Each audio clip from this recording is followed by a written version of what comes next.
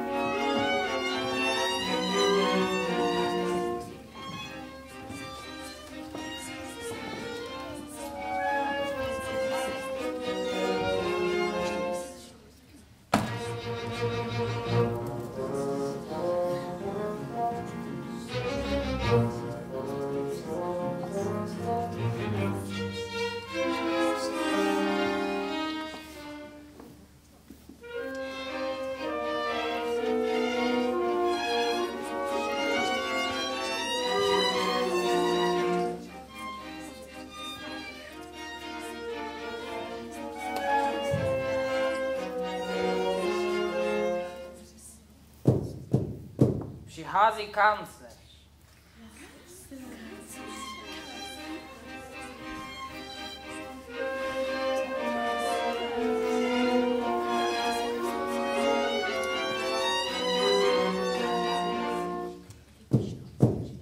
Přichází generál.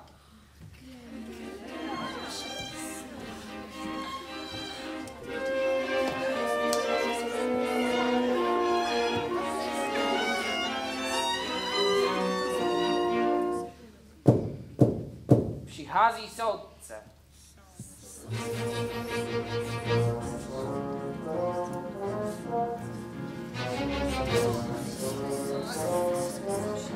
A paní soudcová.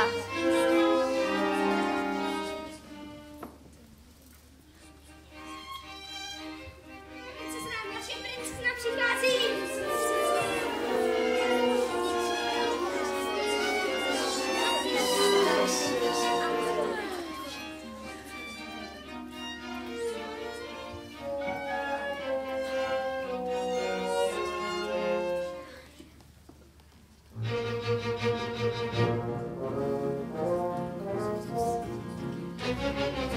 Tihle ti chtěli ukrást královskou dýmku.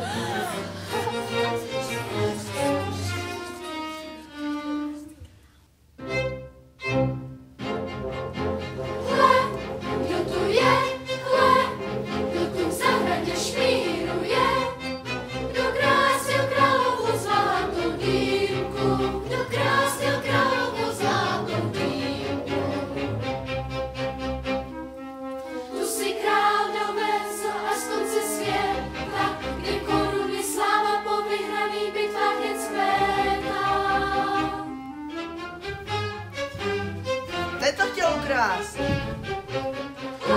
Kdo tu je? Kdo tu krade a šmíruje?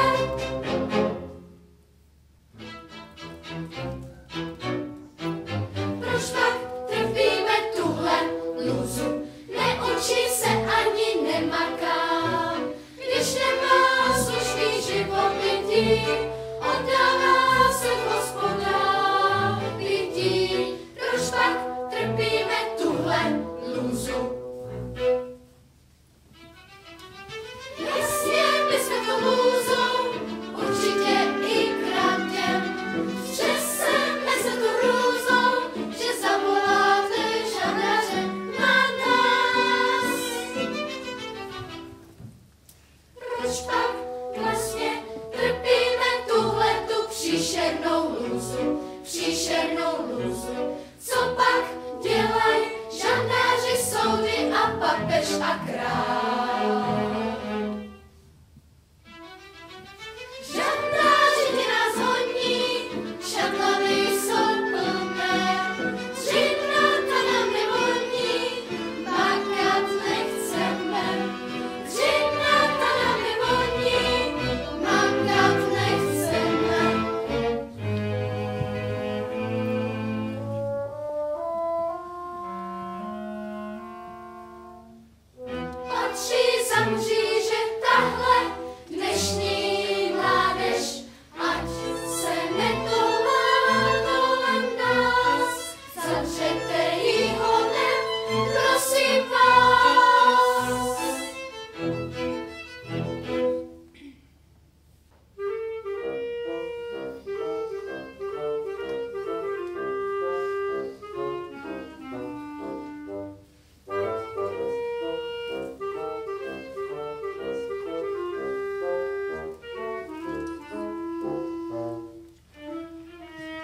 Chodíš po parku a díváš se do slunce. Místo plotu vysokou zehtěn, ať není vidět špína světa.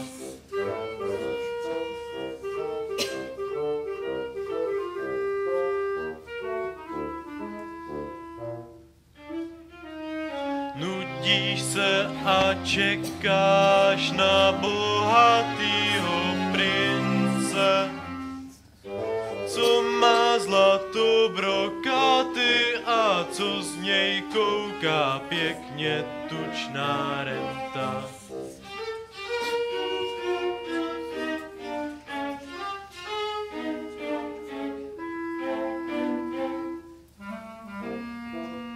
Doveď mě ke králi.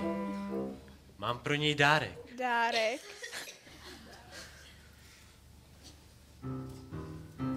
No nekoukej tu na mě takhle hloupě, ty nablízkaný zdi schovaný poupě.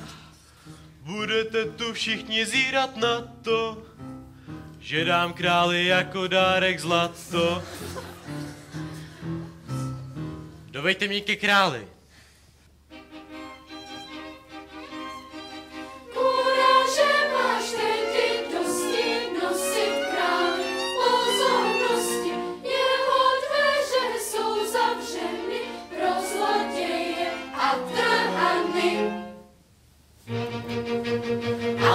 Pyšné dveře královi se otvírají těm trhanům, kteří ve svých rukou zlata dost mají. Hurá, že máš tedy dosti nosit králi pozornosti. Drzost tvoje nebetyčná, žaláři tě čeká pryčná. Ale i ty pyšné dveře královi se otvírají těm trhanům, kteří ve svých rukou zlata dost mají.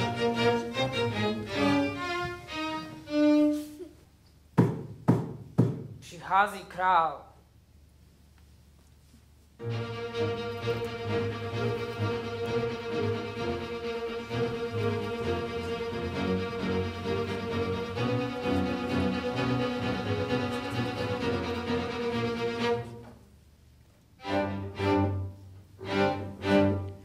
Kde tu máte toho pobudu? Slibuje prý zlata hromadu.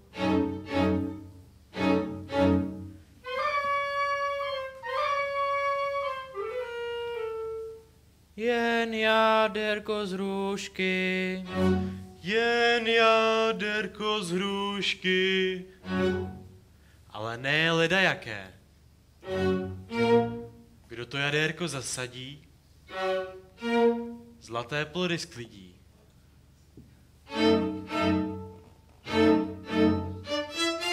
A proč se jí ty sám nezasadil?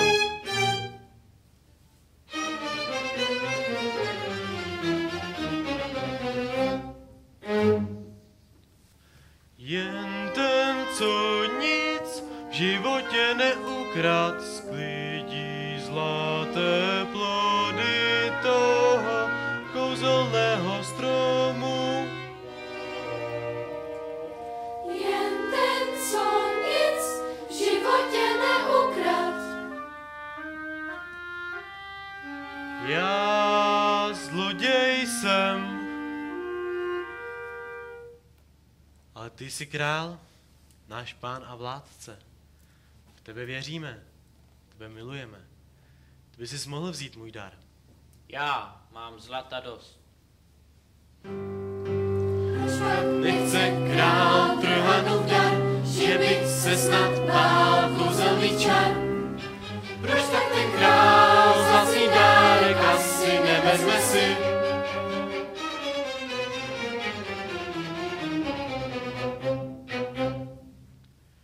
Když si král můj dárek nevzal, nabídnu ho tedy kancléři.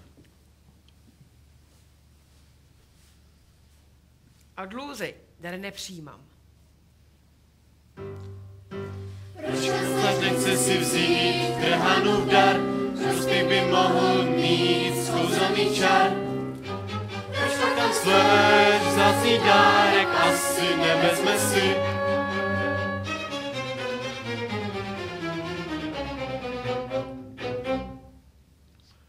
Ale generál, statečný vůdce našich vojsk, ten si jistě vezme můj dar. Strhany, nechci mít nic společného.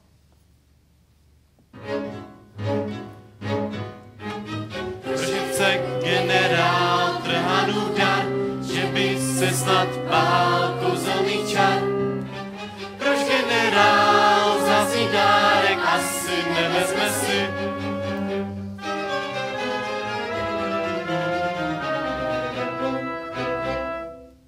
A co ctihodný soudce?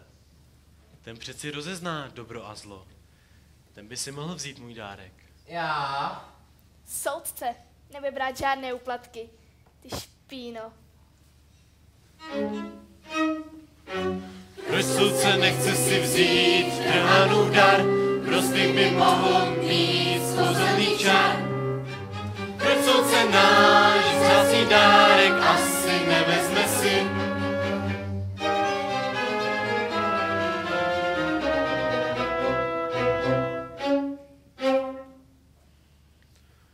Vezmi si můj dárek alespoň ty nablízkaný zdí schovaný poupě.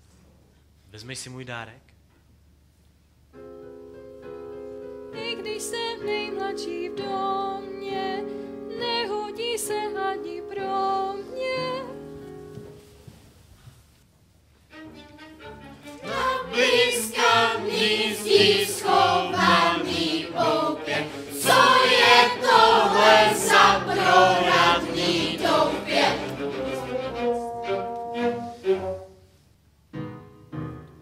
Co jsi tu dělal ty, krát královskou dýmku, kde bereš tu drzost, ty nás učit zákon a morálku. Co jsi tu dělal ty, krát královskou dýmku, kde bereš tu drzost, všechny nás tu učit zákon a morálku.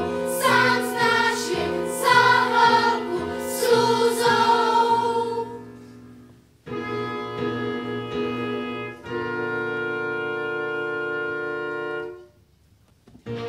Já prostě jenom trhám jsem, lůza špinavá, co na zemi spává a jistě kráde. Ty jsi za to královo, nablízkaný zdí schovaný zlato.